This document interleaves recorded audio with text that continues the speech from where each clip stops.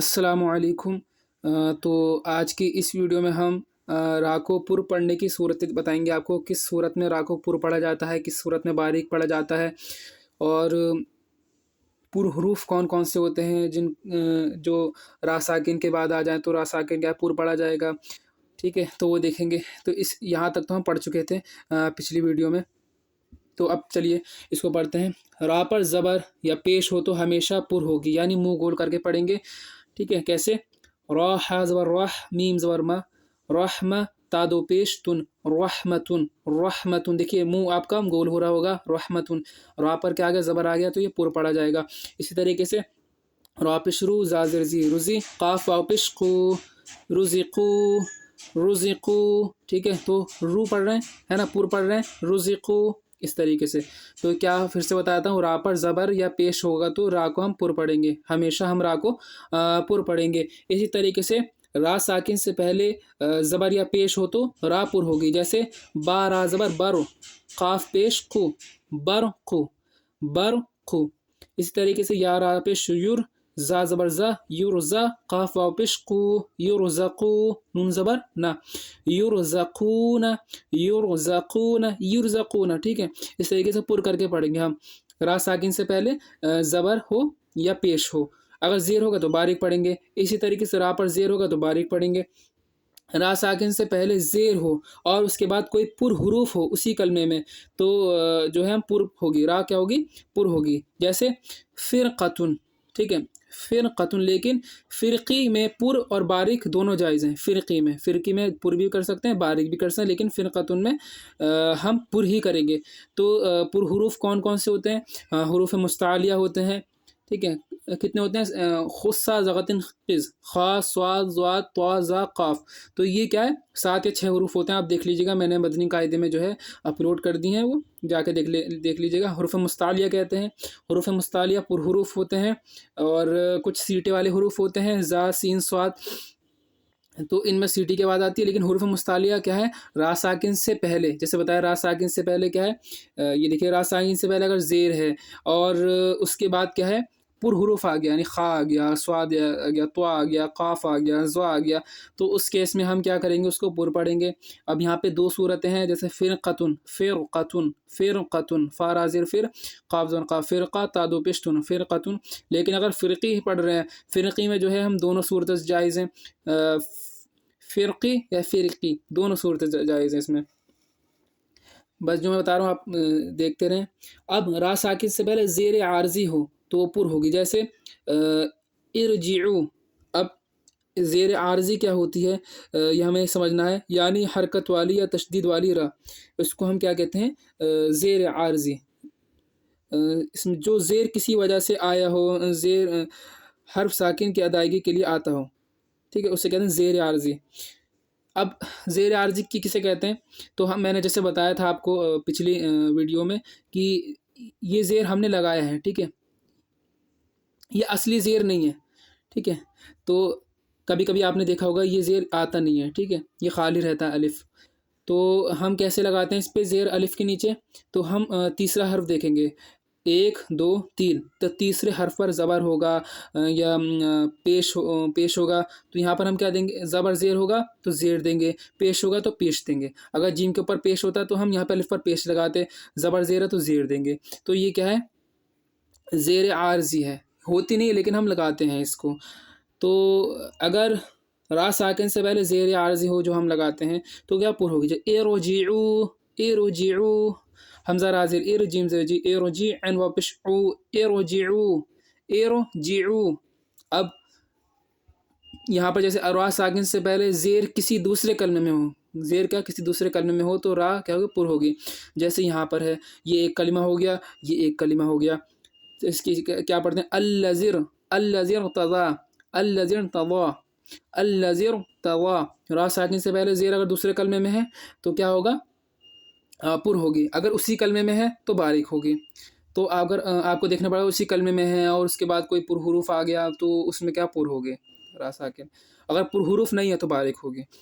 अब रा मुशद्दद पर ज़बर या पेश हो तो रा पुर होगी, जैसे लाम खड़ा ज़बर ला, काफ नून ज़ेर किन, लाकिन नून लाम ज़बर नल, लाकिन नल, बा रा ज़ेर बिर, रा ज़बर रा, बिर्रा बिर्रा, लाकिन्नल बिर्रा, वाव ज़बर वा, लाम या ज़बर लई, वलई, सीन लाम ज़बर सल, वलैसल, बा रा ज़ेर बिर, रा पेशरू, बिर्रु, लाकिन्नल बिर्रा वलैसल बिर्रु, लाकिन्नल बिर्रा वलैसल बिर्रु, लाकिन्नल बिर्रा, बिर्रा मुंह गोल हो रहा होगा, वलैसल बिर्रु। तो इससे क्या पता लगा, रा मुशद्दद यानी जिस रा पर तशदीद हो उसको हम रा मुशद्दद कहते हैं, उस पर ज़बर आ जाए या पेश आ जाए उसे पूर्व पढ़ेंगे हम। और ये तो बता चुके हैं रा साकिन से पहले ज़बर या पेश हो तब भी उसे पूर्व पढ़ेंगे। जो रा मुतहर्रिका या मुशद्ददा बवजह वक्फ साकिन हो तो वो रा साकिन के हुक्म है। तो जैसे हम रा साकिन में हम करते हैं, जैसे रा मुशद्दद है या मुतहर्रिका, मुतहर्रिका यानी ज़बर ज़ेर पेश आ जाए तो उसे मुतहर्रिका कहते हैं। तो वो किसके हुक्म है, रा साकिना के हुक्म है, वो साकिन हो जाएगी रा। तो इसका क्या है, इसका हुक्म यह है कि अगर मा क़ब्ल ज़बर या पेश हो तो रा पुर होगी। जैसे अकबरू, अकबरू, अगर अकबरू में क्या है हम देखते हैं, जैसे अकबरू में क्या है, जैसे ये अकबरू, अकबरू में ये देखिए बरू, अगर ये रुकेंगे हम यहाँ पर रुकेंगे तो ये क्या हो जाएगा, साकिन हो जाएगा। और बताया रा साकिन से पहले ज़बर हो तो रा पुर हो गए। तो हम ये इसे देख के हम पुर करेंगे, इसको पुर या बारीक करेंगे। तो इतना समझें। अगर जैसे अत्तकासुरु तब भी पुर पढ़ेंगे, मुस्तक़र्रुन तब भी पुर पढ़ेंगे। अगर अल मक़ाबिरु है तो अल मक़ाबिर पढ़ेंगे। इस तरह मुस्तमिर्रुन, मुस्तमिर्रु या मुस्तमिर्रुन, अगर रुकेंगे तो मुस्तमिर, मुस्तमिर यानी इस तरीके से आप देख सकते हैं, मीम सीन ता मीम रा, तो मीम सीन पेश मुस ता मिर मरून। रुकेंगे तो हम क्या पढ़ेंगे, हम यहाँ पे जब रुक जाएंगे तो यहाँ पे ये ज़ेर है, यहाँ पर ये क्या है, यहाँ पर ज़ेर है। पता है रा संगीत वाले ज़ेर हो तो रा क्या होती है, बारीक होती है। तो इसका आप ध्यान रखें। और रा मुतहर्रिका या मुशद्ददा अगर हम वक्फ कर रहे हैं तो उससे पहले हमें देखना पड़ेगा कहीं ज़बर तो नहीं है, कहीं ज़ेर तो नहीं है, तो वो जो है रा साकिना हो जाएगी। इसका हमें ध्यान रखना है। अब अलिफ और वाव मद से पहले कोई पुर हर्फ हो तो ये दोनों भी पुर होगी।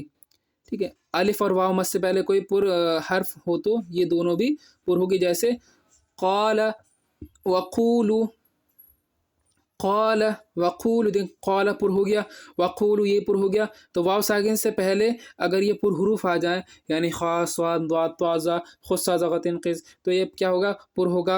अब लफ्ज़ अल्लाह से पहले ज़बर या पेश हो तो लाम अल्लाह हमेशा क्या होगा, हमेशा क्या हो, पुर होगा। जैसे अल्लाहुम्मा, हमज़ा लाम ज़र, अल्लाम खड़ा ज़बर ला, अल्लाह हम पेश हुम, अल्लाहुम मीम ज़र मा, अल्लाहुम्मा। तो ये लफ्ज़ अल्लाह इसमें है, लफ्ज़ अल्लाह से पहले ज़बर आ गया या पेश आ जाए पुर होगा, यानी मुंह गोल करके पढ़ेंगे, आवाज़ निकाल के पढ़ेंगे। अगर ज़ेर आ जाए तो जैसे बिस्मिल्लाही तो नहीं पुर करेंगे, और अल्लाहु इसमें हम क्या करेंगे, पुर करेंगे। पूरा और बारीक का मतलब समझ में आ गया, या आप इसको समझें सही से। हुरूफ मद्दा, हुरूफ मद क्या है के बाद हमज़ा एक ही कलमे में हो तो मद्द मुत्तसिल कहेंगे उसे। तो ये तो मैं बता चुका हूँ पहले भी, लेकिन ये क्योंकि ये मारिफत तजवीद की लेक्चर है तो इसमें भी थोड़ा बहुत है, इसमें देख लें आप। मद्द मुत्तसिल किसे कहते हैं, अगर हुरूफ मद के बाद जो है हमज़ा उसी कलमे में आ जाए। जैसे हुरूफ मद क्या है, वाव अलिफ ज़र वा, ये हुरूफ मद है, वाव अलिफ मद हो रहा है, इसके बाद हमज़ा इसी कलमे में आ गई, पूरा एक कलमा है, तो यहाँ पे मद्द मुत्तसिल होगा। यहाँ पे हम खींच कर पढ़ेंगे सवाउन, सवाउन। इसी तरीके से हर्फ मद के बाद हमज़ा दूसरे कलमे में हो तो मद्द मुनफसिल कहेंगे। जैसे बाज़िर भी, हा खड़ा ज़िर, ही बिही, हमज़ा नून ज़बर अन, ज़ाल राज़िर ज़िर, अनज़िर बिही अनज़िर, बिही अनज़िर। तो यहाँ पे क्या है, ये हुरूफ मद का कायम मकाम है, यानी या का कायम मकाम है, या मद का। उसके बाद हमज़ा दूसरे कलमा, ये एक कलमा है, ये दूसरा कलमा है, दूसरे कलमे में हमज़ा आ गया तो यहाँ पे क्या हो, मद्द मुनफसिल होगा। ये इससे कम मिकदार में हम इसको खींच कर पढ़ेंगे। तो आपको ये चीज़ समझ में आ गया। मद्द मुत्तसिल किसे कहेंगे, अगर حروف مد کے بعد حمزہ اسی کلمے میں ہے مد متصل ہوگا. اگر حروف مد کے بعد حمزہ دوسرے کلمے میں ہے تو اس کو ہم مد منفصل کہیں گے. اب فائدہ کیا، مد متصل اور مد منفصل میں صرف توسط ہے اور توسط کی مقدار 4 الف کی ہے. تو 4 الف کہتے ہیں ایک الف جو ہے 2 حرکت کے برابر ہوتا ہے. 4 الف یعنی 8 حرکت کے برابر ہوگا. اور ایک الف کے بعد جو ہے ہم بڑے آ کے برابر کھینچ کر پڑھتے ہیں.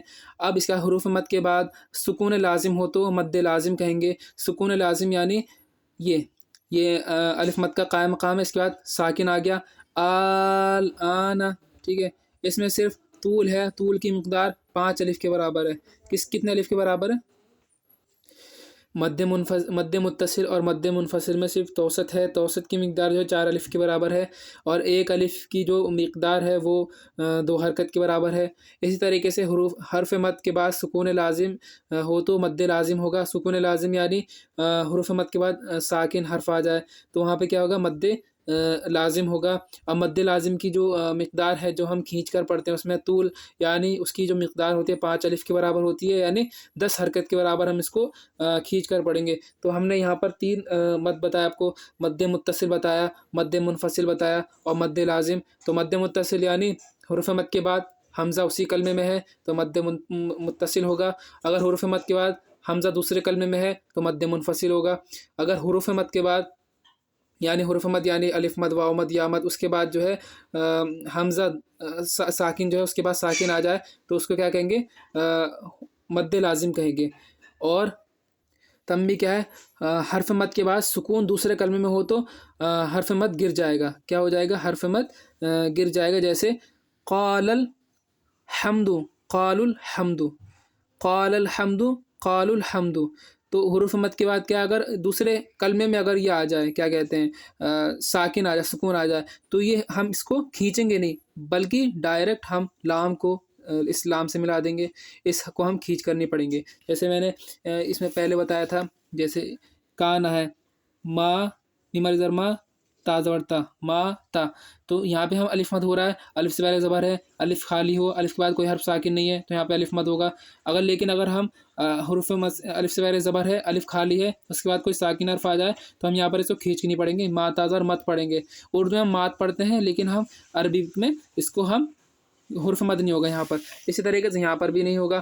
تو ہم اس کو کیسے پڑھیں گے، قال الحمد اور قال الحمد. اب حرف مد کے بعد سکون عارض ہو تو مد عارض ہوگا. سکون عارض یعنی وہ حرف جو رکنے پر جو ہے ساکن ہو جائے تو یہاں پہ کیا ہے، سکون عارض ہے.